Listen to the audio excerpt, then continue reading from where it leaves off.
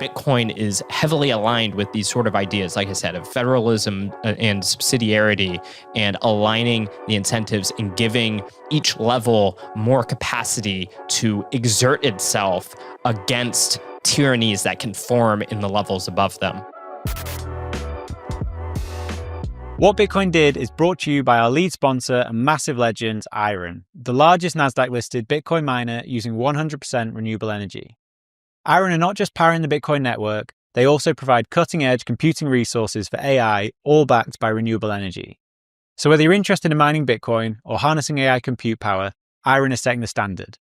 Visit iron.com to learn more, which is IREN.com. Good to see you both. It was my first time meeting Michael here in Austin. Really? Yeah, that's great. We've not met before, and we had. It's funny. I thought I had met him, and it was Kurt. Yeah, you mixed me up with the camera guy, Kurt. I mean, we sound a little bit the same. Yeah.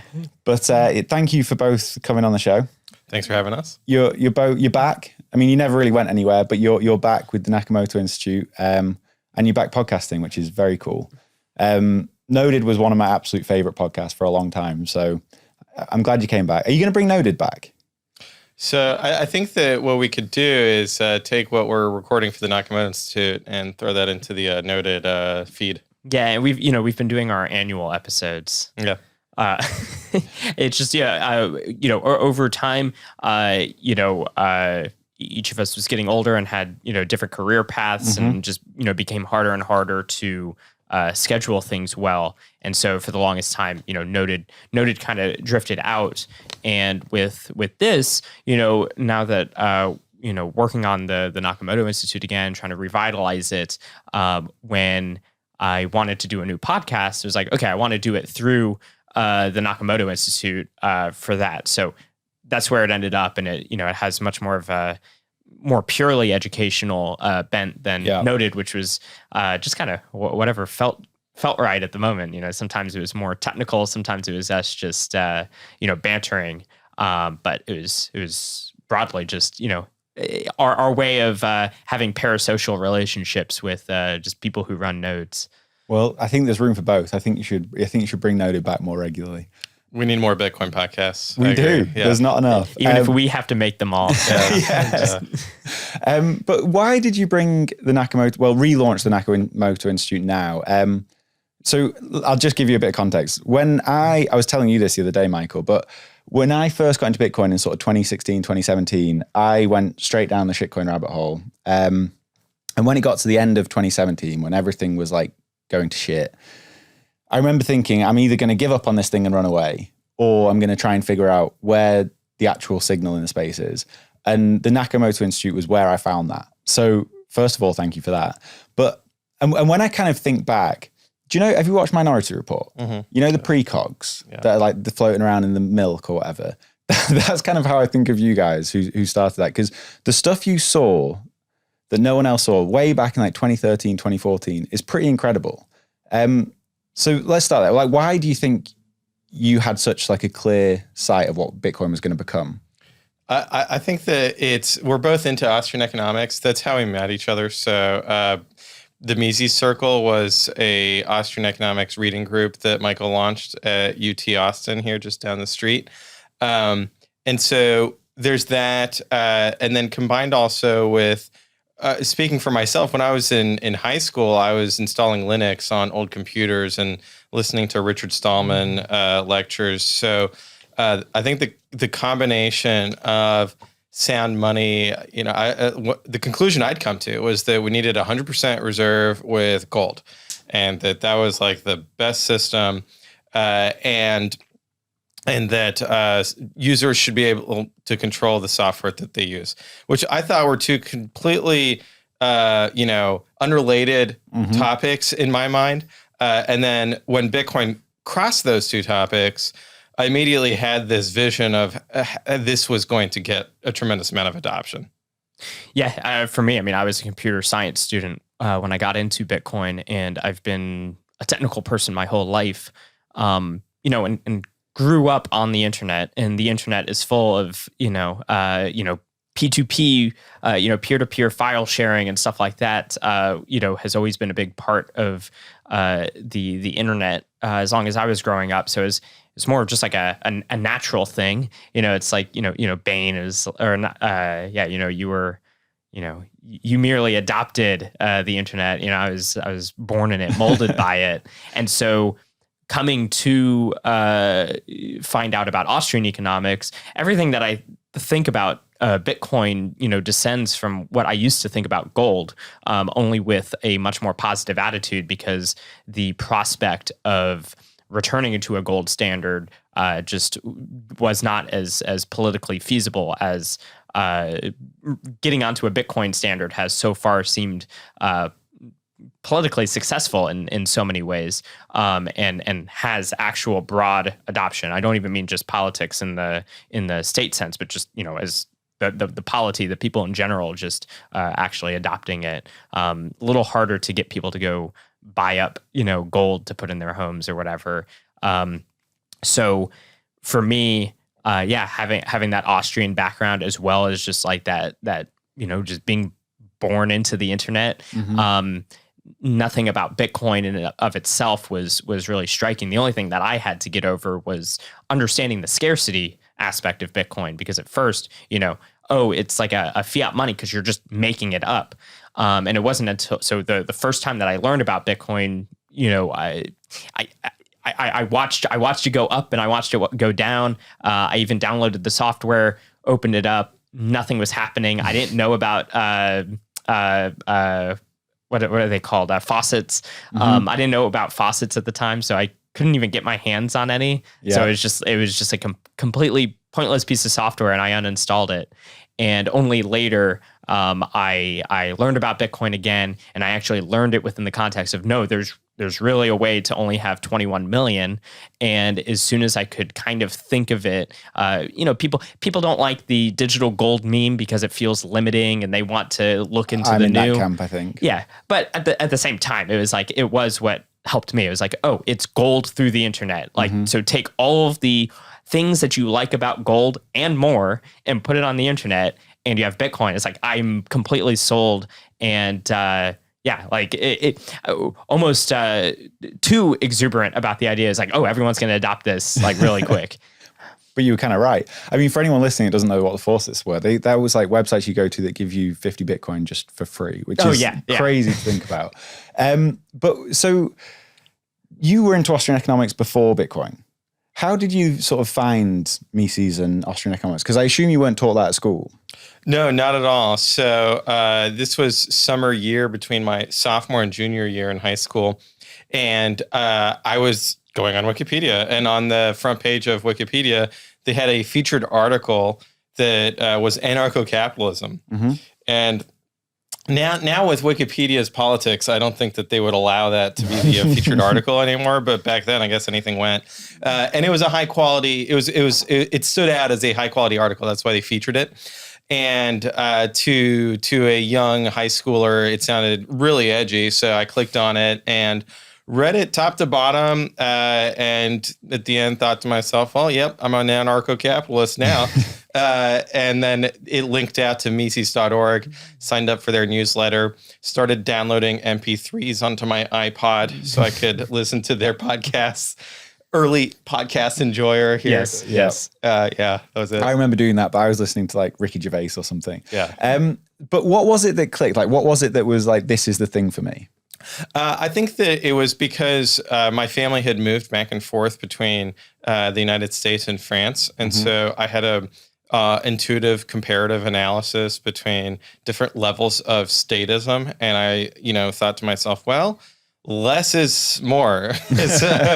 I think there was that. And then when I ran into the topic specifically within Austrian economics of the Austrian business cycle theory and of money and banking, and that's where it really clicked for me that here were some people with, what you could describe as like secret esoteric knowledge, right? That they have an explanation for something that nobody else has an explanation for. And it's something that pervades society. People are constantly thinking and talking about it. So to me, it was like, so this is yeah, this is something I'm not supposed to know about. I definitely want to know about it. Do you think so? I've like nowhere near to the level you guys have, but I've read bits of Austrian economics, and one of the things that always stands out is that the explanations for things are much more simple. Do you think that actually puts people off because it can't be that easy? Perhaps, yeah. It depends on what Austrian economics you're reading. Like, obviously something like Economics for in One Lesson by Henry Hazlitt, one of my favorite books. Everyone read. That's obviously going to naturally have a much more simple explanation for things in the sense that he's trying to speak to a popular audience about these ideas. Although, you can get into the literature and, people tell me all the time, the times that I've done work to try to explain some Misesian concepts in a Bitcoin context, they prefer that to reading human action because to them, human action is not so simple at all. It's actually it's quite dense. Okay. So I think it can depend on what you're reading. It can get very dense because you have a lot of complex factors that you're having to deal with in a purely logical fashion. You can't just run the statistical numbers on the history because in Austrian economics you have to theory sort of precedes history in the sense of you need a way to interpret what that data means in the first place. It doesn't tell the story itself. You have to know the logic of choice so that you can understand what those numbers might mean. But that being said, the way that it is written, even when it is more complex, it is way easier to read than if you go into kind of that level of Keynesian economics and such, because they do start to abstract into some crazy mathematics and stuff. It almost like loses sight of the human touch, I think is one of my big critiques of that. That's part of the problem with the mathematics and economics is the logic can be shown in symbols, but there is this problem. It's like as you start to do that, you can forget that human element and start introducing mathematical logic that doesn't actually align with the realities of human action. But I think Rothbard had a quote of the more consistently an Austrian a writer is, the clearer his writing will be, because I think being grounded in human action sort of forces you to maintain that connection to the real world, even if some of the critics don't understand how that's the case. But I do get that sense as well. And, over time, I think that Mises, for instance, is extremely clear. It can be hard to read because it's just written at a sort of Germanic. Yeah, that is a big kind of cultural thing. Just like the style of writing, is very different. But once you do kind of get a sense of it, I mean, it's to me, it's like it's very clear, very straightforward, and it really helps bring alive some very rigorous logic in a really cool way. So. And when you first started getting into this, was there a moment where sort of the penny dropped and everything clicked? Between sophomore and junior year of high school, I'm a little younger than Pierre, so it was a little later. But the financial crisis had happened, and I, tended to think of myself as an intelligent person. But the financial crisis humiliated me in the sense of making me realize that economics is something I know nothing about. I don't know what these words mean. I'm hearing all this stuff on the radio and on the news and such, but I don't actually. It's all Greek to me, and so I had found a friend online who called himself an anarcho-capitalist, and it's like, well, he must know something about economics. It was someone else, I think, but he sent me classics like I Pencil by Leonard Read, and then which is I already had a libertarian bent from going back to like middle school and such, and I didn't think of myself as a libertarian, but I had a sense of, that kind of almost iconoclasm of like, these sacred cows that you have about, X, Y, and Z things. It's like, here's why it's all, bogus, whether it's, gun control or, whatever topic du jour.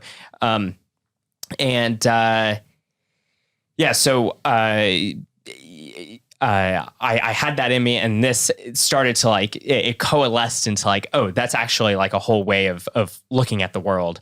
And I think it was just a few paragraphs into iPencil where he's describing even something as simple as a pencil takes a whole marketplace, a whole division of labor to actually put together. And it made me, it was like, okay, I kind of get what a market is. Mm-hmm. It's like this whole of human labor, division of labor and everything working together. And yeah, you probably don't want to mess with that. And then, the next thing I was reading, I was thrown into the deep end with Murray Rothbard. And so I just went whole hog into that, and it worked out well for me. But that was kind of how I got into it, and it all fit together very well. It just like the world made a lot more sense as I was thinking on that, and there was a lot more sort of consistency in things. Mm-hmm. And so that greatly appealed to me. And kind of tying with the Bitcoin, like the internet stuff, one of the first topics that I had gotten into at the time, the Mises Institute was really starting to lean into right at that time as I was getting into things, and anti-intellectual property stance based on the great work of Stephan Kinsella, talking about how intellectual property as a concept it's effectively a legal fiction and doesn't actually match the realities of what property is. Why is that? Basically, the long story short is that when you share an idea, you still have the idea, and so you can use it. So it's reproducible. And so because it doesn't have that scarcity aspect, so in economics, scarcity is not merely, the quantity of a thing, but the rivalrousness over that thing. So it's like, there's a bunch of water bottles in here, but that one is yours and we can't both drink from it, and get the full bottle of water. Whereas with an idea, you can share an idea as many times as you want. It's the double spend problem of an idea. I would say that it's the opposite of a problem with an idea, but it is a huge problem when it comes to money. And so that to me, the reason I think that topic is very important is I think it helps better explain the nature of what property is in the first place, which is, a relationship of between humans and each other and scarce resources, rather than just merely, stuff, this is my stuff and this is your stuff. It's like there's sort of deeper, human relationships built around scarcity. And where that comes into Bitcoin then is kind of what you're getting at is why did I think that Bitcoin, like at first, is like, well, that doesn't make sense because, it's just made up, is because anything online you can copy infinitely. But so when you do introduce something that actually has a scarcity aspect to it, that is extremely novel, it's completely novel, and obviously makes it much more interesting, and it like overcomes these things that had previously been fundamental issues. But now, because you have that, you can unleash the power of the internet on monetary technology. This episode is brought to you by River, the best place for Bitcoiners and businesses to buy Bitcoin. With River, you can set up zero-fee recurring buys, making stacking sats effortless. And while you're waiting for the perfect buying opportunity, River lets you earn daily interest on your cash balance paid in Bitcoin, which outperforms most high-yield savings accounts. What really sets River apart is their unmatched dedication to security. You have peace of mind knowing that River has monthly proof of reserves and holds all Bitcoin in multi-sig cold storage. And with US-based phone support, you'll always have someone ready to help. To open an account, go to river.com/WBD and earn up to $100 in Bitcoin when you buy. That's river.com/WBD. This episode is brought to you by AnchorWatch. The thing that keeps me up at night is the idea of a critical error with my Bitcoin cold storage. This is where AnchorWatch comes in. With AnchorWatch, you're protected by their time-locked multi-sig vault and with your own A+ rated Lloyds of London backed insurance policy. You get to hold your keys, AnchorWatch holds the risk. Whether you're worried about inheritance planning, rent attacks, natural disasters, or your own mistakes, you're protected by AnchorWatch. Rates for fully insured custody start as low as 0.55% and are available for individual and commercial customers located in the US. Speak to AnchorWatch for a quote and for more details about your security options and coverage. Visit anchorwatch.com today, which is anchorwatch.com. I also want to give a quick shout out to the Human Rights Foundation's Financial Freedom Report. This is their weekly newsletter that drops every Thursday, and it covers how authoritarian regimes use money as a tool for control and how people are pushing back against that using privacy tools and, of course, Bitcoin. It's an amazing newsletter, it's pure signal, and you can subscribe for free at financialfreedomreport.org. So I'm going to push you both to be a little less humble because back in 2012, 13, 14, when you were writing these things, there were lots of Austrian economists that didn't see this future in the same way you guys did. Like something obviously clicked for you. Like Pierre, you were talking about the speculative attack was that 2013, 14? Yeah, July 2014, yeah. So just indulge me. Like, why did you see this? That's what I can't quite... So I had read a lot of monetary history. Also, to give credit where credit is due, there were economists like Peter Serta, for example. He had written a whole paper from an Austrian economics perspective looking at Bitcoin and coming to the same conclusion of, hey, this is sound money.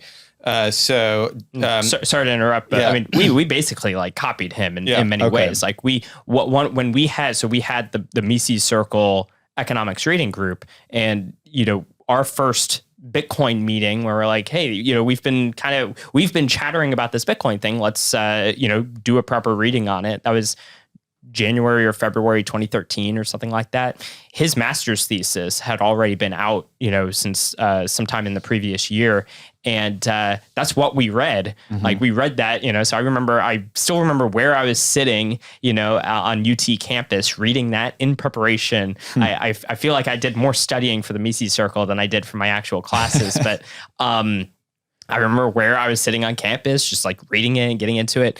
And a lot of the ideas, he actually did a lot of great work of showing how this synthesizes with Austrian economics. And we sort of took that and ran with it. Mm-hmm. It wasn't like we just completely came out of nowhere with these ideas or anything. I think we just had the youthful exuberance and arrogance? Kind of arrogance, radicalism, idealism, all that sort of stuff that allowed us to have the freedom to take this idea seriously, whereas there's sort of a generational thing where older people, they might have trouble with the sort of technical aspects of it and don't necessarily go into that to really appreciate it. There's other stuff. But sorry to interrupt, but I did want to point out that we were specifically reading that. It wasn't like just that he existed before us and that was also there. It's like we were reading from that. Yeah. Standing on the shoulders of giants. And so there was that. And then for speculative attack in particular, there was a paper written by, I think he's like an attorney somehow affiliated with the IMF. And it was about Bitcoin and speculative attacks. And when I read it, I thought, well, okay, he's onto something in the sense that this is how you have an acceleration of Bitcoin adoption. Because if you look at the history of monetary economics and, for example, George Soros and the Bank of England, there's a whole story there about speculative attacks or in Asia. And so these are things that I had read about before. But when I read that IMF affiliated paper, I thought it was really interesting that when we were learning about Bitcoin, I think a lot of people's intuition is, well, what we're going to have to do is go door to door to merchants and get them to accept Bitcoin payments, and then we will have Bitcoin adoption, and that's how this is all going to happen. I was one of those people in some sense. I mean, I we can talk about this later. It's like I believed in hoarding. It's like everyone should be holding. I was broke anyway, so all I could I could tell other people is like you should totally buy some. But anytime I went out to say, hey, do you accept Bitcoin? And of course, no one even knew what I was talking about. But there was this feeling. It's like, you have to is peer to peer. You got to go talk to these. And Pierre was seeing that and seeing like a different vision of how this would go down. Yeah, and so there's that aspect of getting adoption as a medium of exchange. And then there's the aspect of, okay, adoption is a store of value, but through the financial system. And in a judo move, essentially, of borrowing the weak currency to buy the strong currency. So borrowing dollars to buy Bitcoin. And that's how I call it the wider sphere of monetary economics, but it's actually a very specialized part of monetary economics would be analyzing currency competition and how that happens in the market. But what I didn't like about the IMF affiliated paper was that it didn't really describe the mechanism of a speculative attack in a good economically sound way. And so I thought to myself, well, I should actually write a piece that explains it correctly so that I can predict how Bitcoin adoption is going to happen. What do you think they missed in that piece?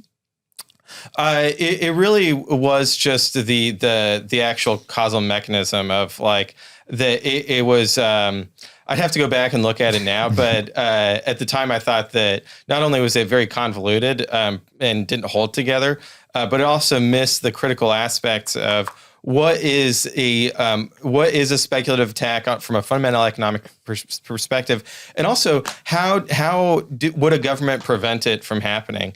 Mm-hmm. And so at the time I wrote that government would prevent this from happening by raising interest rates, and we're now in that environment, and so we can talk about how that has slowed Bitcoin adoption as of late. Not stopped it, not reversed it, but certainly slowed it. And then I also pointed out capital controls. And so that is what we now call Operation Choke Point 2.0 of trying to stop the flow of money. If I could go back and amend it, although I don't need to now, I've actually written a follow-up with Alan Farrington that another way to defend against it, but also essentially to surrender, is to have a strategic Bitcoin reserve. So that is the kind of the third pathway that we're now exploring as a society. Yeah, that's what I was going to bring up. When you say interest rates have slowed Bitcoin adoption down, but it's not slowed Michael Saylor down to any large degree, and we've now got a strategic Bitcoin reserve. So what do you mean by that? So what I mean is that if you can borrow at 0% and invest at, let's say that 40% CAGR of Bitcoin that people cite, that's a wider spread than if you're borrowing at 5%. Mm-hmm. And so I think that, borrowing from Saylor, he points out that people adopt Bitcoin kind of when they're desperate. They don't have anything else. And so if they have an appealing nominal yield on, their savings account, they're less desperate than they otherwise would be. And to me, it's like, okay, well, this is a very temporary state of affairs, because inevitably what's going to happen is that the credit system is going to start having seizures, and that they're going to do, quantitative easing again, and we'll go back to 0% interest rates inevitably. But also that it doesn't stop Bitcoin adoption in the sense that there's still a positive spread between the expected return of holding Bitcoin and the cost of financing that trade in dollar terms. Not to mention, obviously, the fundamentals that we talk about of seizure resistance, censorship resistance, that are also providing a baseline amount of adoption for Bitcoin. When you wrote that piece, how far out were you thinking? Like, when did you think the speculative attack might happen? Next year. My girlfriend at the time, now wife, Morgan, I told her, the financial system as we know it today, fiat, that's all very, it won't be here next year. And that in the piece, I pointed out that kind of the prerequisite for this would be an amount of liquidity. And I didn't really specify like how much liquidity would be needed. I guess, in hindsight, what I really missed in pointing out that there's a tremendous amount of liquidity needed to do this is because the pesky early adopters, they step on it. So whenever Bitcoin is doing very well against the dollar, they decide that they need to sell and buy a Lambo, or put their kids through college, or pay off their parents' mortgage, How or selfish. donate to their favorite charity, contribute to the Nakamoto Institute. And so there's all of this rebalancing sell pressure from the wealth effect that absorbs this new demand. Whereas if everybody had diamond hands, we could have destroyed the dollar many years ago now. I think this is such an important point, because people usually, the term hoarding itself is in the economic lexicon as a pejorative towards people who are holding a cash balance, because the sort of standard mainstream economic view is that if you are holding that money, it's not being put to productive use. Yeah. Whereas we would argue, frankly, it's productive to someone, because otherwise they wouldn't be doing it in the first place. So our job is to figure out, why is it productive? And why is it productive? It's because it is reducing uncertainty about the world, because you're holding on to the most liquid good, or a very liquid good, so that this is something that you can take on future opportunities with more ease, whether it's good or bad. And so it's this sort of hedge against future uncertainty. And Bitcoin is the best at that, because it is the least uncertain asset. You know how much you have. It's durable, transportable, all the good stuff. And but because they don't like holding cash balances, they want the economy to be stimulated. They want the circular flow of cash payments and stuff. They use words like hoarding to attack it. And this is funny, because when you have these OGs, you'll see the whale account say it's like, these coins haven't moved since 2010. Like, what a legend, and whatever. It's like, well, unless he's moving it into a better cold storage, which if it was set up in 2010, they should probably be doing so. Yeah. But unless they're doing that, you could say, this is like somehow good or something. But actually, I see it is sort of selfish. It's like we could be having Bitcoin accelerate to full global adoption and end all of the monetary destructive forces in this world that does everything from just destroy capital in general to fueling socialist regimes and so on and so forth. We could be putting an end to all of that, but instead you're deciding you'd prefer a Lambo. Yeah, and so there's sort of everyone has their individual preferences and rights and all of that, but there is a sort of selfishness to it if you think about it from some angles. I guess on the flip side of that, though, the more distributed Bitcoin gets, the better for Bitcoin as well. But you could have a 5% of the total Bitcoin supply be like distributed among millions of people, and that 95% is just held by like one early whale or something, and so that would actually cause the value of it to but it's all very like theoretical. But to me, it was working when at my previous role at Kraken, it was kind of funny to me when I'd hear people say that nobody spends their Bitcoin, and then I'd see like people selling a lot of Bitcoin to like, yes, to acquire dollars, but not to hold the dollars, to go acquire something else. And so it was just. But even then, I mean, even if they're just selling for dollars, you're selling your Bitcoin. You're spending it. You no longer have a use for Bitcoin. And that the dollars are just a utility token for payments, and so it's not like that. Because you're not spending it directly for goods and services, that it's not being spent. It really truly is. Yeah. I don't know if it was in the speculative attack piece or one of the other essays you did, but I remember there's a chart where you were saying that we were moving at that point from like the innovator stage to the early adopter phase. Yeah.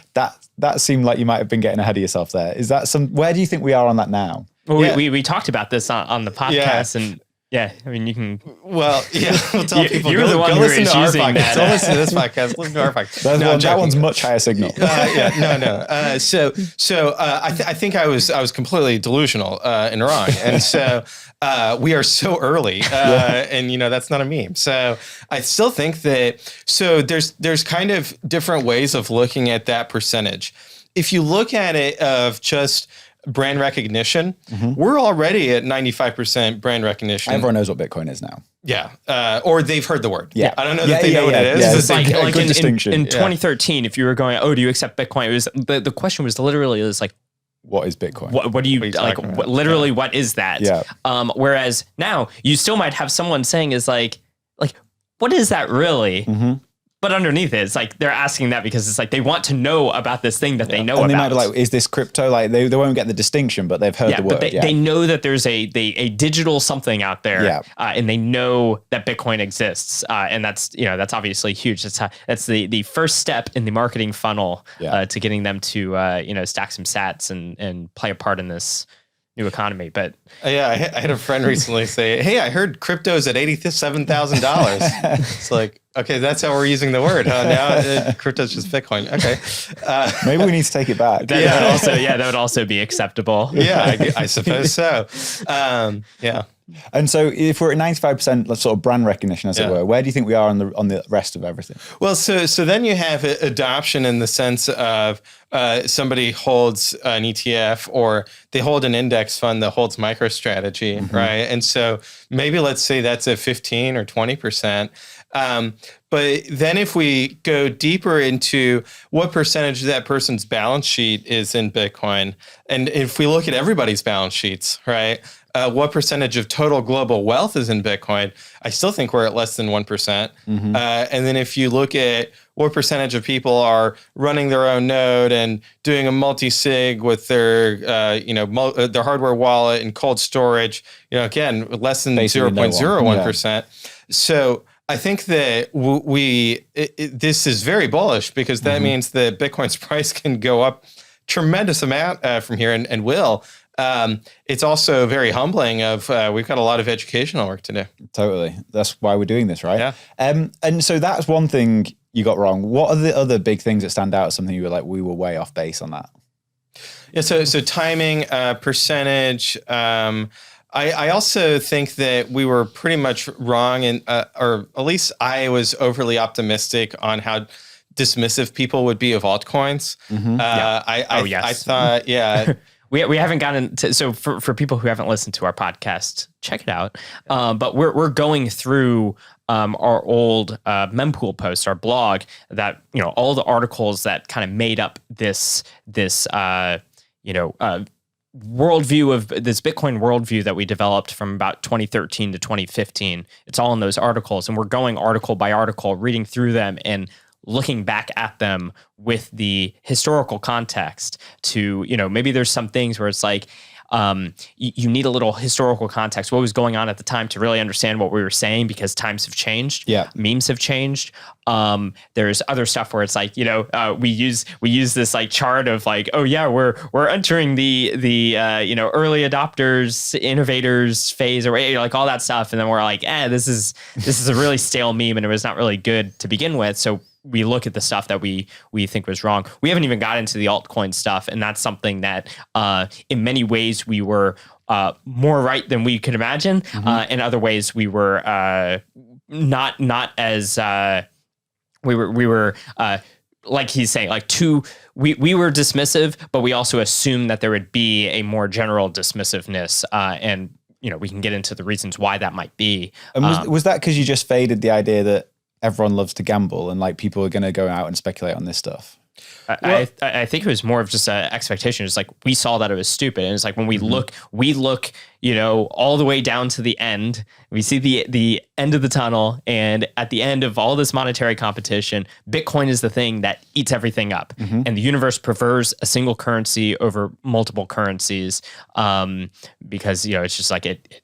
Everything converges on one eventually. Yeah, and any reversion from that is at some level a reversion to barter. So the universe tend towards a single currency. Bitcoin's the best currency. So at the end, we see Bitcoin is like that. that ignores, like, that doesn't mean that in the whole process, people are not finding ways to try to, game their way down that whole tunnel. Or, it doesn't even mean that everyone believes that that's going to be the end game. So you have all kinds of, we were focused on the long term, and most people, especially the people who are interested in altcoins, are focused on the short and medium term. And so they still percolate. And that's just something you have to deal with. Do you think part of the reason for that is that, like, the shitcoins at the time were basically trying to be Bitcoin but better, whereas like the shitcoins that came later had a whole other bunch of narratives behind them?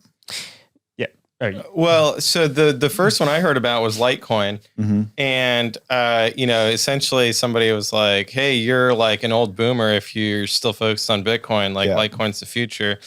And then I try to understand like their perspective, because I at that time I was not a toxic maximalist yet. I was like, okay, all right, why is this better? Well, first they were like, well, it's the silver to Bitcoin's gold, and I'm like, well, Bitcoin's divisible, so you don't really need a silver, to 100 million Satoshis. And then second was that it had a faster block time. And so I'm like, okay, well, that's interesting. I go look and I see that, the transaction finality, the equivalency is over the same amount of time. And so even if you have a faster block time, it doesn't actually give you more transaction finality, or it doesn't help in any meaningful sense. So then, when I presented these counter arguments to this person, they didn't really, it's not like I persuaded them of anything. And it didn't click for me that what was interesting about altcoins was that because they were less liquid than Bitcoin, that they could actually outperform over certain timeframes, and that would be very appealing to a lot of people, that, they felt like they had missed Bitcoin. Perhaps because like at the time it was like so early in Bitcoin, although I kind of felt like I'd missed Bitcoin, 2013. I felt very late. But in any sense, it was like that's not something that I understood myself. And so I didn't realize how many people would, find that to be an interesting aspect of altcoins. That kind of gets back into the unit bias, which I think is still potentially an issue today. Yeah. So if that's one thing that you got wrong, what's the thing that stands out that you're like, we were so right? I think that the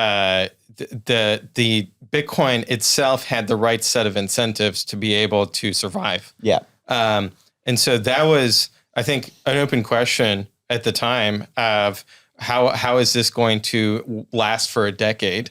And we were right about it being able to last for a decade. I think we had, and I think this comes from sort of the Austrian stuff. There's always been an Austrian streak in the Bitcoin community, but I think we were among some of the first. Obviously, like we said, like Peter Serta came before us, but I think we were sort of among the first cohort that was looking at it through a very like kind of hardline firm Austrian lens, as opposed to, broadly speaking, people get into Bitcoin for all kinds of reasons. So you have like, I'm in it for the tech, stuff like that. And because we came at it from that perspective, we were also able to bring ideas like, hoarding Bitcoins is actually a good thing. And the way that a monetary network is going to grow is through hoarding, not spending per se.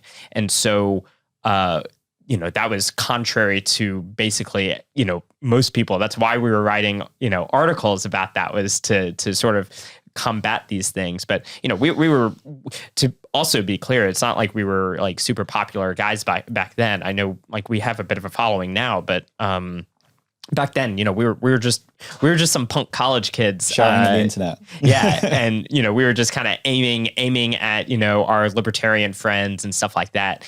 But because we had that and we could see things like, savings being such a vital part of the growth of a monetary network, I think that has been a much more robust model for understanding Bitcoin. And that's why over time that became a dominant thing, and we were sort of early. We just like latched on to the right thing that could withstand a lot of the different things. You've had all of these narrative battles in Bitcoin, and I think it's because every any narrative is a sort of lower resolution explanation of the sort of capital T truth of the universe, and ours just it had some of the right stuff that made it much more robust. Whereas if your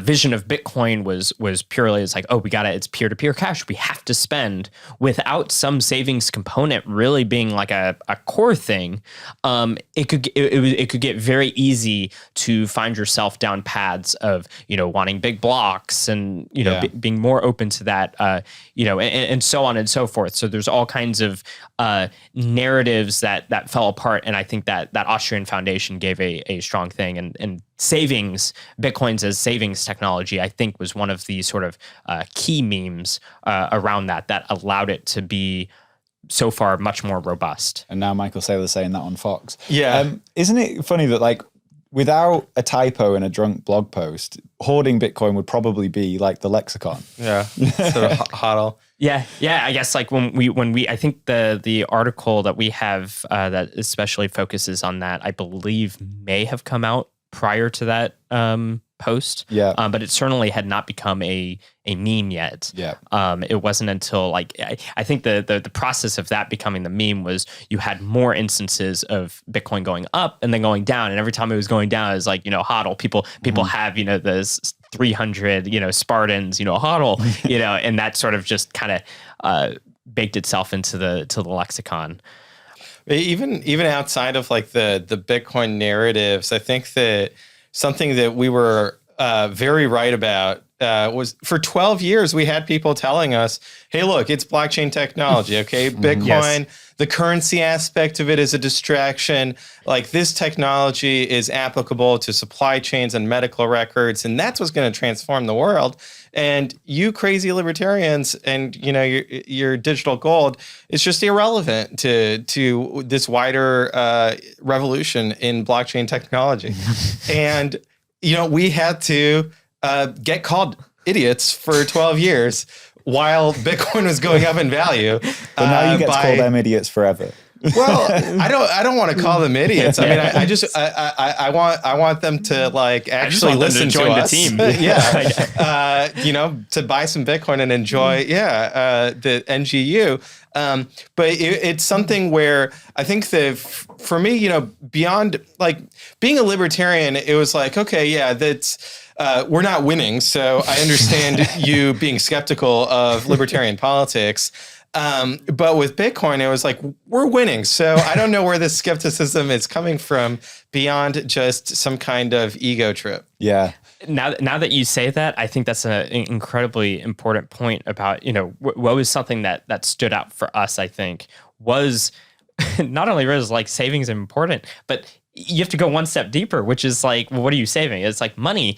And a lot of people, very few people were, sort of just hit the center of that nerdy Venn diagram to think money is actually super important, if not one of the most important things, So going back, we had the Mises Circle. Why did I create the Mises Circle? There were two reasons. One was that, I'm a nerd. And so when you have a sort of broader libertarian group, there's always new people coming in and you need to get those people up to speed. So it's like, oh, let's talk about the broken window fallacy. It's just an important economic concept. Like, let's talk about that. And then you move on or whatever. And then, the next meeting, there's like a new person. It's like, oh, hey, you're new. So anyway, there's the thing, broken window fallacy. And it just like continues on and on. It's like, being in Groundhog Day. It's just like every meeting you come to, it's like, oh, let's like talk about the broken window fallacy again. And I really wanted to get into the deep cuts. I liked reading, 900-page books, by Austrian economists about, in fact, like ones that were specifically about money. I was like fine with reading those, and I wanted to talk to my friends about those. And so the Mises Circle was the place to be able to do that. The other side of it was that if you can be, libertarians, it's a very broad group.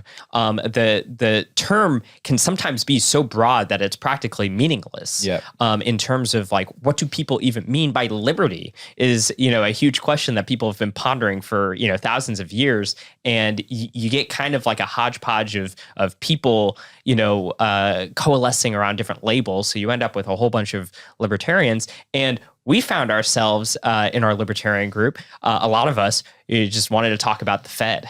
It's like how bad the Fed is. And the Fed, this is awful. And others would want, it's like, hey, maybe we can talk about this or that, other idea, some maybe like a, civil right issue or, whatever. And we were just, no, we got to talk about the Fed because it's like, why do you think that's a problem? It's because the Fed has been printing money. So, which also, the Bitcoin fixes this kind of memology that descends from the views that we've had for a long time that money printing is at the core of so much social woes. So there's also this, even within these groups that we were in, to be saying, even people who also dislike the Fed, to be so zeroed in on money being so important to both the actual productive capacity of a society, but also on the converse, when you mess with it, just how destructive it can be to society and how of all the things in the world, of what are the most important things to try to reform, we're looking at effectively central banking, war, et cetera, et cetera. And so, and even, war, there's a question of how much of it is fueled by central banking in particular, or at least like the nature of modern war coming from that. So even within our circles, to be as focused on explaining to people the importance of money and the importance of getting it right was very unique. And so and looked down upon. Yes, yeah. It was like, we're kind of like, okay, I guess I'm just gonna go start, like a side group, and we'll, just go on over there to talk in our corner about these things that matter. Because everything else always feels more important, and money is sort of this meta thing, right? Where it's like, even when we say Bitcoin fixes this, we don't like literally mean that like, oh, blockchain technology from Bitcoin is going to cure cancer or something. It's more about how it changes incentives. Yeah, exactly. It's a recognition that the monetary incentives are so great that if you put them on a better track, we have expectations of the rot of institutions to start to go away, and for more healthy institutions to develop that actually attack these problems with a more rational, so to speak, way of going about it. So I think you're right that us recognizing money, and if you notice throughout the history of Bitcoin, so getting into the Bitcoin world, you get all sorts of people who it's like, even in Bitcoin, oh, it's not just about money, it's about these other things. And for the ones who are Bitcoiners, it's like, oh, it's much more than that. It's like, usually it's like what they're describing is, that's what money gives us. Money allows us to have the coordination and such that gives us the nice kind of lofty ideals that you're describing. But then you have the people who are anti-Bitcoin in a sense, like, altcoiners, where I'm saying they're anti-Bitcoin in the sense that, hey, my thing is better than Bitcoin. You should be focused on my thing as being more important than Bitcoin. Not even just side by side. It's like, this is more important. It's like, we made Prime Coin, and Prime Coin generates prime numbers, and that's good for this like niche, mathematical, interest that people have. And somehow that's like that utility is more important than just money itself. Or we see it in DeFi in general, where people like, oh, they get all these financial games. Like, look at us, we get to think about all these new ways to play shell games with one another, without thinking about all of finance begins at savings. Savings is the original finance, where you put things away for the future to be able to finance some kind of capital production. And we're the ones who are like, no. It's like, if you want all of that, you have to fix the money first. You have to be focused on the money so that when you're building financial tools, it's actually based around real capital production. Long rant, but I think that's a very important point. And I would, I'll step out of the humility there. I think that we were very right to view money as basically a fundamental pillar of civilization, and it should be taken that seriously. And Bitcoin was giving us the way to take it that seriously with actual winning in mind.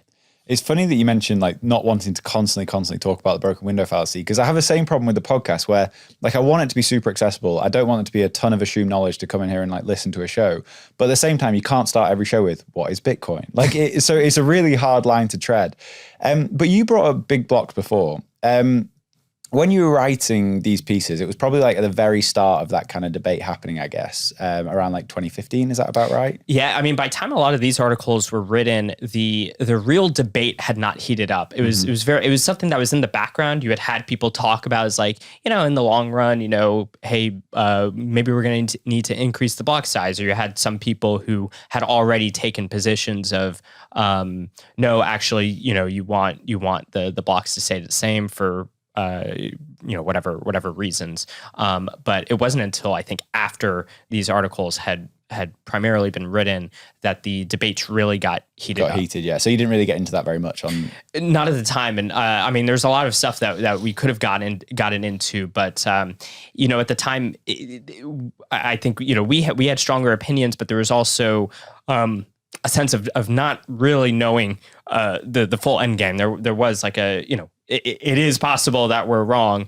And so, the position that I had taken as editor at the time was, if we could do like a really strong, balanced kind of thing of like really getting into it, and we just didn't have the things were a little more dormant by that time, so it didn't become like this debate center for it. And so the editorial policy that I had was more just like, well, let's just make it ecumenical for now and focus on other things. Yeah.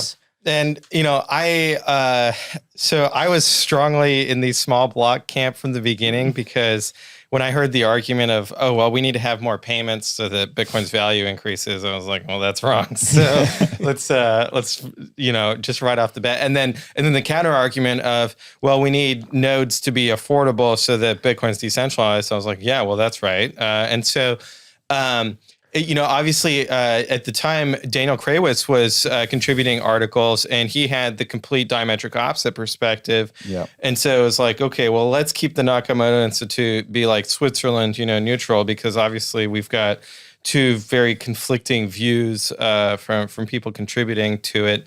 And I had a debate on IRC with Gavin Andreessen. And this is back in 2014, I think, or maybe 2015. Maybe early 2015, but early definitely 2015. Back then. And so already at that point, this is, before any kind of forks or anything like that, I just didn't buy the argument at all that this was an existential question for Bitcoin, that we needed to increase the block size limit. And I still feel that way about a lot of conversations I have with people in Bitcoin, where they're like, oh, if this doesn't happen, then Bitcoin fails. Or if this happens, then Bitcoin fails. And I kind of run it through that like verification process of, is that actually true? Does Bitcoin actually fail, in these circumstances? And it's usually just like fear mongering of somebody like trying to advance their cause by being a little exaggerating. I think also, and I was kind of somewhat more in the middle at the beginning. I wasn't as quick to Pierre to that side, but I remember kind of I was not impressed with the argument that the conservative way to look at things was to keep the keep the economics the same. That's how they would say it. It's like keep the economics the same. It's like, oh, we're used to not paying fees, so therefore we shouldn't have to pay fees. Whereas there was this, changing the block size. Like, so we never really went up against the limit back then. Not much, at least. Like it just. So it was there. So it was like the conservative thing is just to keep kicking it down. Yeah. But it was around these times that we were also only starting to really think about things like soft forks versus hard forks, which just forces you to think more about backwards compatibility and the importance of that. And anyway, it took me some more time, but I actually remember that being rather persuasive to me because you can always change Bitcoin theoretically, like in some sense. Like everyone can wake up tomorrow and decide we want to change, and if everyone goes along, you can even make sure that everyone goes along with it. Like that can happen, but that doesn't mean you have to change now. The market gives signals and lets you know that you actually need to change, and you might also come up with creative solutions. Before that, so that you don't actually have to change the technicals. And I think that's one of the things that I got from what Pierre was saying, which was like one of the arguments he was making was that transaction fees are much more inelastic than people want to think. So people think that if transaction fees go up, then we just don't see any more transactions. But as that played out later on, as transaction fees really did grow, yes, like, it kind of stinks to, if you just wanted to move $5 worth of Bitcoin and you have to pay a $50 fee in that moment, that can stink. But the rest of the network doesn't care, and it's still like is actually chugging along. But that also ended up inspiring. And to be clear, like some of what I'm saying is stuff that I came to the conclusion later, not literally then. This also inspired people to come up with better solutions of how to deal with the constraints as they were. And Segwit, which allowed a lot better throughput, and also obviously the basis of things like the Lightning Network, all of these allowed people, other ways of dealing with this block space than just increasing the thing. And when you start to understand backwards compatibility, it's like, actually, that matters to me a lot. In fact, in some ways, I think backwards compatibility might be more important than the sort of raw cost of a node. I agree. And so, but these were all things like this took a long time to really either, Pierre saw that with that, but I'm sure he can say how his ideas developed on that over time. But it was like that whole period, there was a lot of learning, and I certainly, came down on the small block, the small block size, but at the time, it was I was fine not getting into it at the time. Maybe now, I mean, we see that there's still a lot of the arguments or dispositions that people have towards these ideas that might demand a more rigorous look at some of these topics, and maybe that's something that still needs to happen. It's not just in the past. But at the time, it never never led to us doing that. And like especially with our desire to be more of a Swiss, kind of thing until there at the end. And then at that point, I don't know, we're just more sucked into fighting on Twitter than writing think pieces. Yeah, it's great. Like when you look back, so Daniel Kravitz wrote some amazing pieces. It's wild to me that that's something he missed. It doesn't seem like it fits with the earlier pieces that he was writing.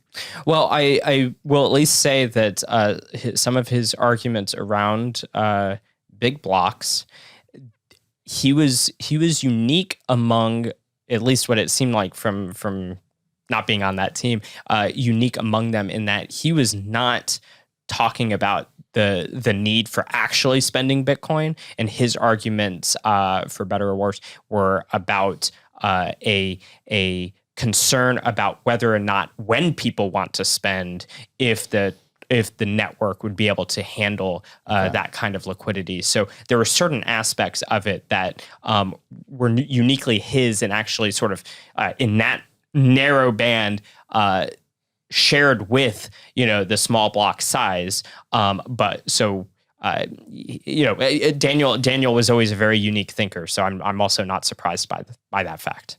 This episode is brought to you by Casa, the leading Bitcoin self-custody solution. I've been using Casa since 2019 and I can't recommend them enough. Casa have options for all Bitcoiners, from a 2 of 3 multisig to a 3 of 5 and a private client option for absolute best-in-class security. Casa also do inheritance, which I very recently set up, and it really couldn't be easier. My inheritance plan has gone from a vague treasure map for my wife to a rock-solid security plan that I have total confidence in. To find out more about Casa, go to casa.io, which is casa.io. This episode is also brought to you by Ledger. If you're serious about protecting your Bitcoin, Ledger has the solution you need. Their hardware wallets give you complete control over your private keys, ensuring that your Bitcoin stays safe from hacks, phishing, and malware. With Ledger's easy-to-use devices and the Ledger Live app, managing your Bitcoin has never been more convenient. Whether you're a long-time holder or new to the world of Bitcoin, Ledger makes it simple to keep your assets protected. If you want to find out more, visit ledger.com and secure your Bitcoin today. That's ledger.com. I also want to tell you about Cheat Code. On April the 11th to the 13th, we're going to be back in Bedford, and we have an amazing lineup of speakers, including ex-PM Liz Truss, Preston Pish, Alex Gladstein, Nat Brunel, James Lavish, and so many more. We then have a football day where we'll hopefully see Real Bedford win the league again. Last year was amazing. This year's going to be better, but tickets will sell out for this. So if you want to come, head over to cheatcode.co.uk and grab a ticket. So let's bring it to today. Obviously, both of you came at this from a very libertarian perspective. We've now got the US potentially stacking Bitcoin, at least saving the Bitcoin they've got. Pierre, I asked Michael this the other day, so I'll go to you first. Have you been surprised to see Bitcoiners kind of cheering on the state so much when this was always about separating money and state? So I'm not surprised at all, and I'm among them cheering on the state on this, because ultimately, and I mean, it was just astonishing to hear Larry Fink saying this on national television.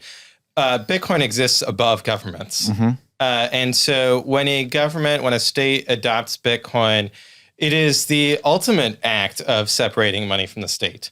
They are bending the knee and kissing the ring. And it's a tremendous act of humility to say, okay, we're adopting this because it is greater than we are. And so I see it as a process of almost abdication of monetary sovereignty and kind of transfer of power, peaceful transfer of power, which should be applauded, because I think that it's a completely rational move for the state to make. Because ultimately, if the state does not adopt Bitcoin, it's not like Bitcoin goes away. They can't wish it away as much as Elizabeth Warren would like to.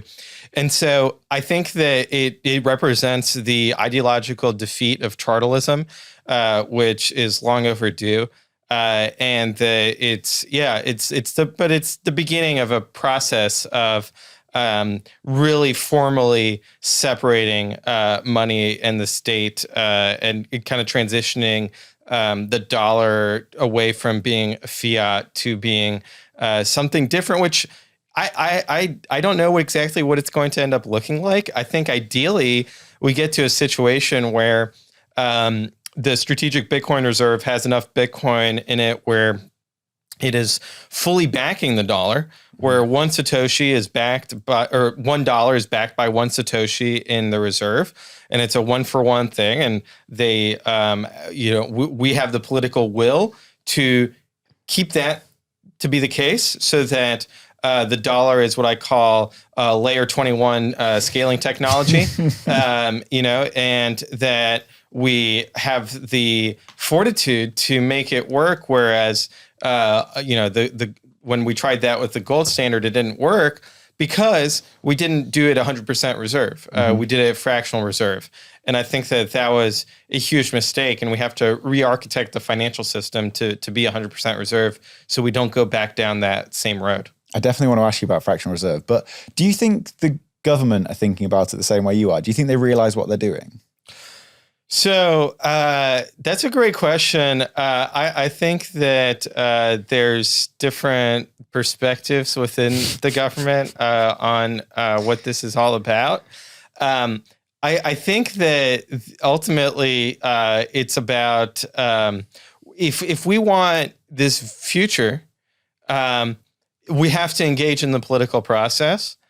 Which does mean meeting people where they're at, and that we can, we've got many decades ahead of us. Bitcoin's not going to happen next year, unlike what I previously thought.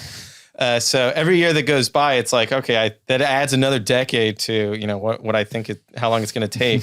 But I also take it now far more seriously of the question of, what happens to everyone else, right? So if I was correct in 2013 that the dollar collapsed in 2014 and that everybody, who was relying on the dollar was just out of luck and that their financial life fell apart overnight, I think that would be hugely destructive to society. I think that would, destroy so much of what people had worked for decades, building up their nest egg or whatever it is, that we have to find a very graceful way to have hyper Bitcoinization so that we're not tearing apart the fabric of society and destroying people's lives. And so I think that that's probably now that I have 3 kids myself, a more serious approach to this. And I think that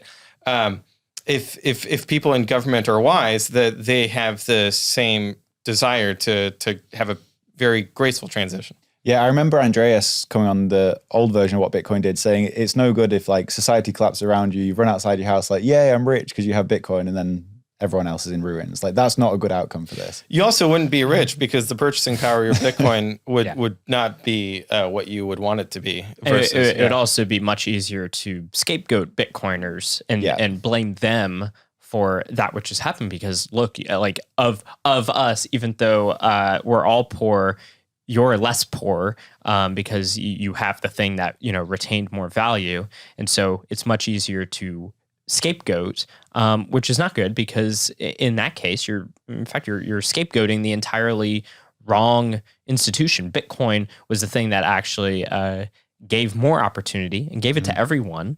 And is the thing that as people come into it, it allows more. It is an upgrade. So one of the things with like hyper Bitcoinization is the idea that with hyperinflation, you have the destruction of society effectively, but with hyper Bitcoinization, everyone who's at the margins adopting a better money is now able to live a better economic life, and so it's all good. And if those people, if people are viewing, and we've seen them at times, try to start pointing fingers at Bitcoiners for this and that. Elizabeth Warren's one who loves to do this, and that can distract people who we want what's best for them. We want a better economic life for those people. That's why we advocate for Bitcoin. So if they get scammed into believing that it was Bitcoiners that caused it instead of the people that we felt the need, like we needed Bitcoin because the central bankers were there, that's pointing fingers at the wrong people. And that's also not helping those people get back on those feet. So it's like a double whammy for them where, their monetary life has collapsed and they have a fundamentally wrong idea about why that happened.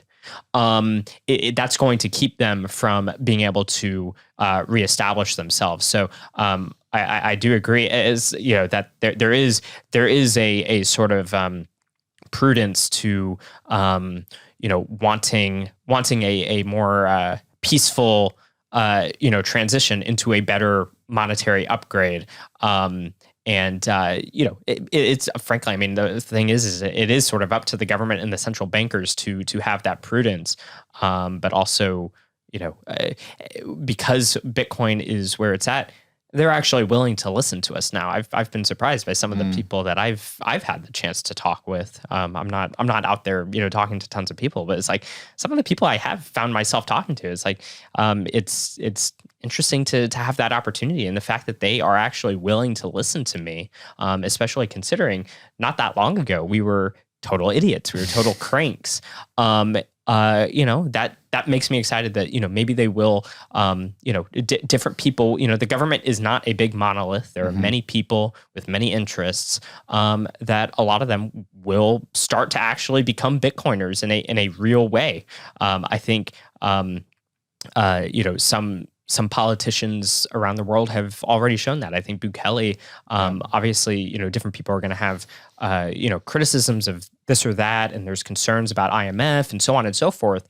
But it would be hard for me to look at him and think of him as anything but having become a big Bitcoiner, like a real Bitcoiner, and whatever choices that he's having to make. Frankly, I don't know enough about the trade-offs that he is facing as a head of state. But I know that, and it's just wild to think, I know that when he's making those decisions, he's doing it with a sort of Bitcoin maxi attitude as part of the calculation for those trade-offs. Yeah. And I think more governments would probably be making better decisions on behalf of people if Bitcoin maximalism was a part of their trade-off calculation. And finally, the thing I'll say is that, it's not like not everyone gets into Bitcoin because they have just, grand idealism for the good of society. And I just want to, altruistically contribute to the common good and stuff like that. Mostly, I think for a lot of us, it's just number go up. And so you just see number go up, and you do that. And that's a gateway drug, because, well, if number goes up and I want to hitch myself to this wagon, well, you do have to start understanding why is that wagon experiencing number go up in the first place? Yeah. And that forces you to actually look into what it is about this. And in the end, even if they didn't come into it for sort of altruistic reasons, at some point you do start to develop a sense of the real social benefits of Bitcoin. And I'm as skeptical of the government as anyone else, but I'm not so skeptical of all individuals, literally all individuals. And I do think that we could see a real shift, and that could have a beneficial impact on how those people view Bitcoin and how Bitcoin relates to society as a whole too.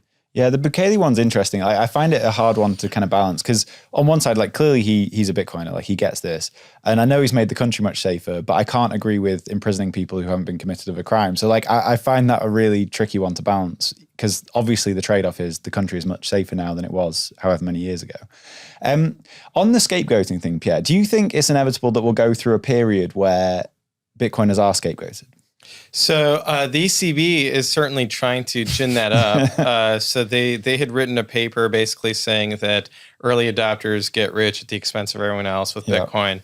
And then more recently, they said that Trump's embrace of Bitcoin is going to be the root of the next financial crisis, which I find hilarious because it's the ECB. So I definitely think that they want that to be the scapegoat.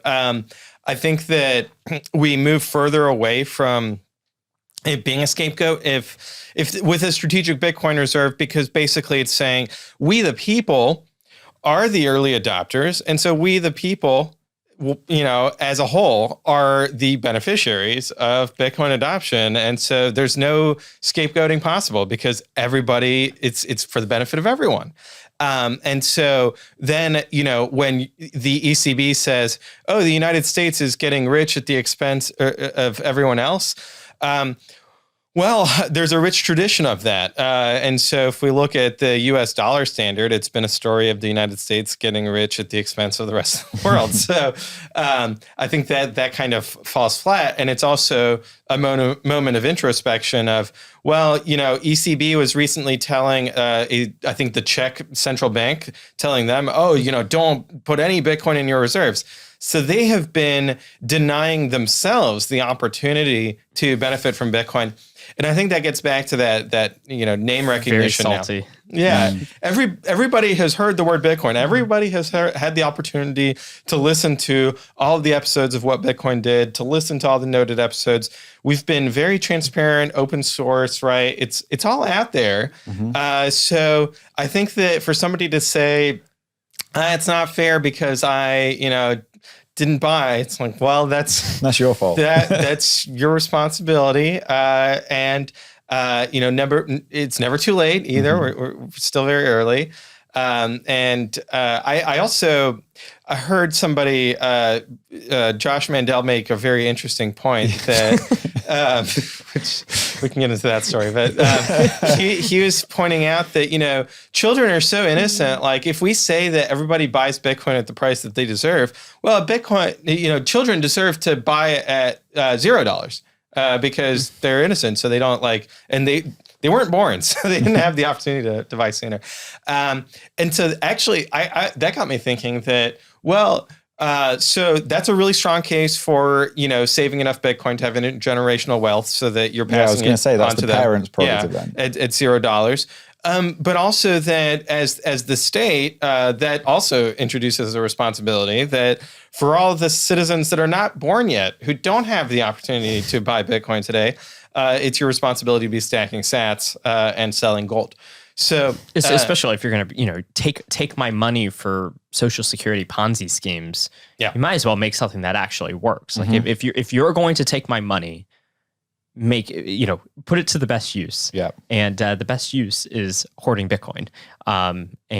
Because something when people think about like taxes, sometimes they don't think about just how awful taxes are because they only think in terms of the government takes the money from you. And it's like, oh, that's not cool. That's my money. Yeah, that's awful. But it of course gets worse because they tax you along the way on everything. But then they don't take that tax money and do something useful with it. They use it to make your life worse. So at least at the very least, if you're going to take my money, can I check a box somewhere on my IRS form that says, put this into the reserve? You're like, I can't keep you from taking this money from me because you're going to put me in jail if I don't. But please put this here because I think, that at least has a chance of increasing the social welfare. But whereas who would build the roads, whatever Michael? else you're going to do is almost definitionally going to decrease social welfare. Yeah. One of the more interesting thing that's happening now is that states are taking this prerogative and doing something themselves. I know you've been working quite closely with them in Texas. What's actually happening there? I don't fully know. Yeah, so I think that the root of it is actually Elizabeth Warren, and that she's come up a few times. Yeah, she's come up a few times. So her activism against Bitcoin mining after China banned Bitcoin mining, lots of Bitcoin mining came here to the United States, and especially here to Texas. Yeah. And so it got the attention of Elizabeth Warren and the environmentalist movement, and I'll put environmentalist in air quotes because lots of dubious things about that. And so they started trying to lobby to either ban Bitcoin mining. The Biden administration said, we're going to have a tax on Bitcoin mining that's essentially going to make it uneconomical here in the U.S. That didn't get passed. All thanks to the mining industry coming together and making, I think, two key arguments. One, with regards to the carbon emissions, the EPA already regulates or has a process for regulating carbon emissions at the source at which they come from, which is coal-fired power plants, natural gas plants, cars, obviously. Not Bitcoin mining rigs, right? And so Bitcoin mining is already fully electrified. So this is obviously a politically motivated attack. The second was really about the value of Bitcoin, because if Bitcoin has no value, then any expensive resources is a waste, right? Just by definition. So we had to go and make the argument to a lot of different politicians, a lot of different policymakers and staff.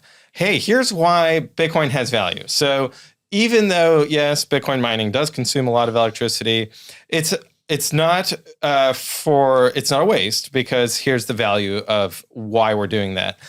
And so already we had planted seeds in these people's minds that Bitcoin has value. And so if it has value, well, maybe there'd be an interesting way for either I buy it for my personal account as a politician, and maybe the state should actually acquire some Bitcoin, because, it's this sound money, freedom money that is aligned with my values.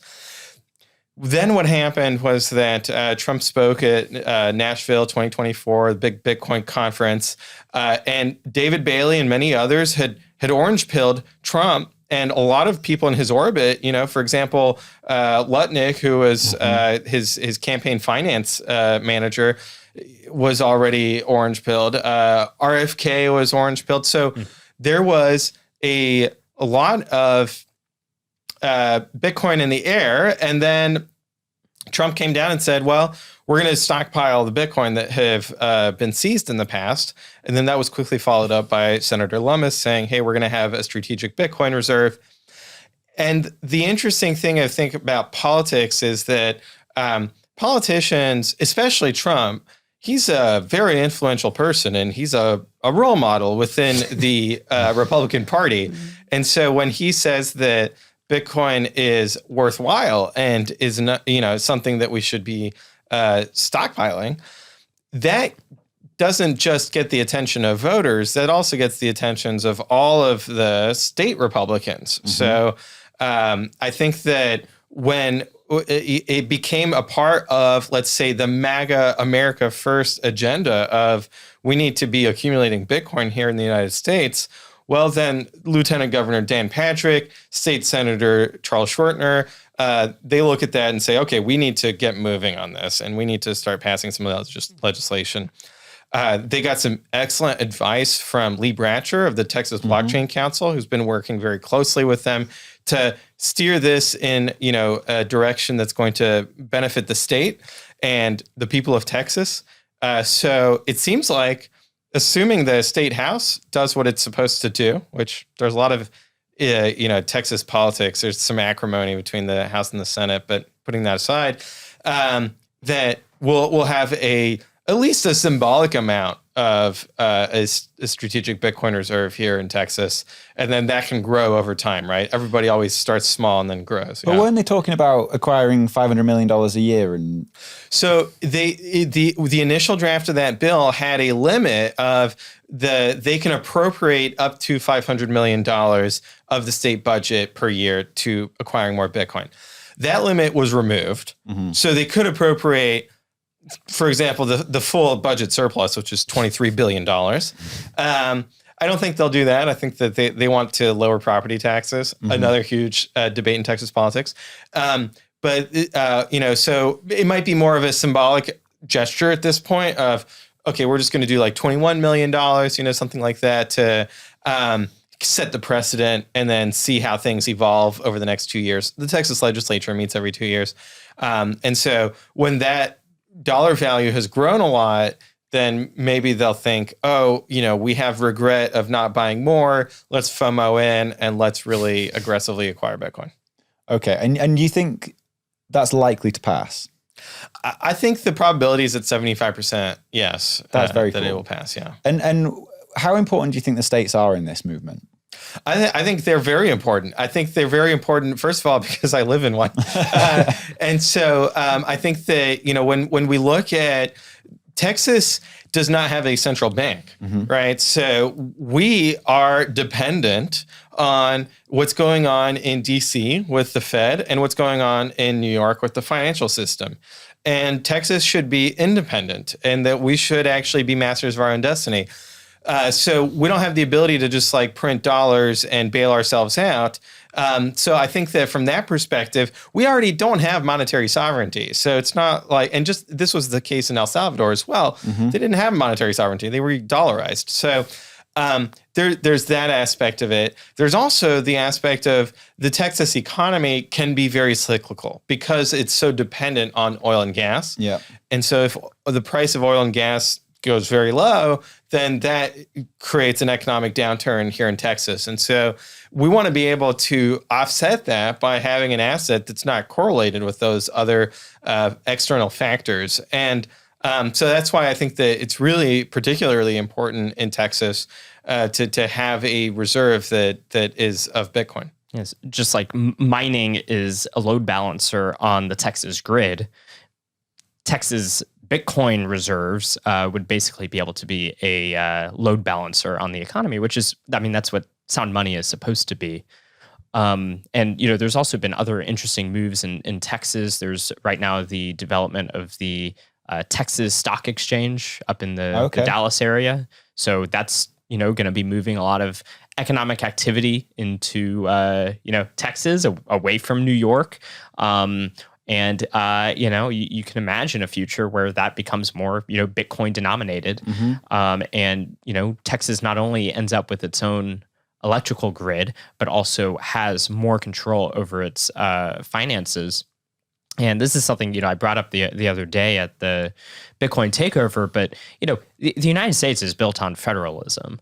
And, the United States is meant to be a collection of effectively sovereign states that come together for particular purposes where a united federal government allows for additional benefits for the states. But the states are not supposed to be just, simply subservient to the federal government. But because of the financial system and being so dependent on the dollar, and specifically, the being, printed away and all of the business cycles and all of that, it makes it harder for states to actually exert their sovereignty. So there's constantly a carrot and stick with, needing federal funds to be able to do various domestic, in terms of the state, state programs, whether it's, education or roads or so on and so forth. You were joking, who will build the roads? It's like, well, we've put ourselves in a situation where that can get affected by the government. So, classic example was the drinking age. I forget. I think this was the early 80s that they wanted to raise the drinking age to 21 across the country. And one of the ways that they were able to get states to give into that was by saying, if you don't, we will restrict highway funds, because you obviously Mothers Against Drunk Driving type stuff. And so a lot of states gave in. And in fact, I've never been to the border of Texas and Louisiana, and I don't know if it's gotten better over the years. But my understanding, Louisiana was a holdout, and it's like, no, we want to drink at 18, and they. What I've heard, you get to the border, it's like, because the highway suddenly is a lot more bumpy. And so they rely on that. And, the drinking age is one of those things that it almost sounds superfluous. And like a lot of us are not, sitting around like dreaming. Pierre's from France. I think it's like 8 or something. Yeah. It's like you're born, they put it in the bottle for you a little,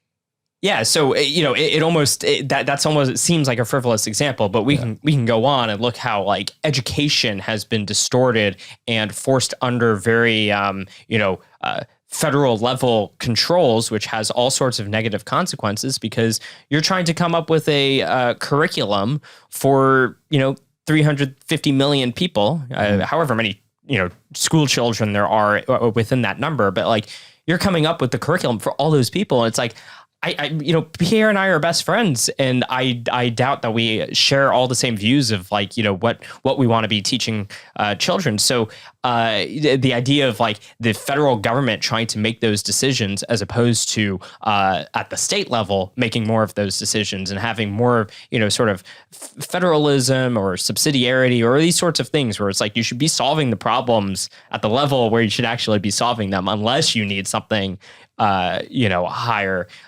Having that kind of economic sovereignty, that financial sovereignty, I think with Bitcoin aligns these systems way better, because at the individual level, you get to make these choices of what do I really value, and you don't have to go invest in the market. Maybe you're not going to make as much returns once Bitcoin levels off, in the long-term future. But you can still just be fine, and you can decide that you want to operate a different way. At the family level, at the company level, people with their balance sheets, and moving on to municipal, county, state level, all of these places, they all have to deal with the same balance sheet problems.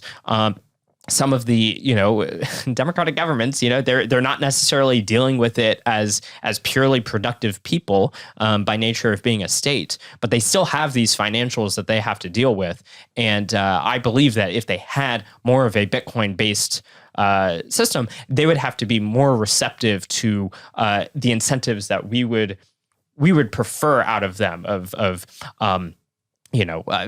Imagine if the Texas Reserve, Bitcoin Reserve existed and it had tons of Bitcoin, and it's and they're even able to put that Bitcoin to use into the future of putting it into some kind of different Bitcoin based financial things to kind of help, and they're able to get some level of purchasing power returns every single year. You have a natural surplus without taking a dime from anyone. Mm-hmm. And so when you turn around and you tell people, hey, we need to raise your property taxes, suddenly the people have a much more, much easier way to say, not only am I not allowing you to raise my property taxes, I will not vote for that. But also, you already have all the money you need. Take this, you need to decrease or get rid of the property taxes. Yeah. And so, I think Bitcoin is heavily aligned with these sort of ideas, like I said, of federalism and subsidiarity, and aligning the incentives and giving sort of each level more capacity to exert itself against tyrannies that can form in the levels above them. I love it. Hopefully it passes. I mean, more bullish on Texas than ever. I've got an interview coming up with a fellow European refugee, Churda, so I'm going to have to leave it there. But I thank you so much for both of your time. Yeah, thank you, Danny. That's been great.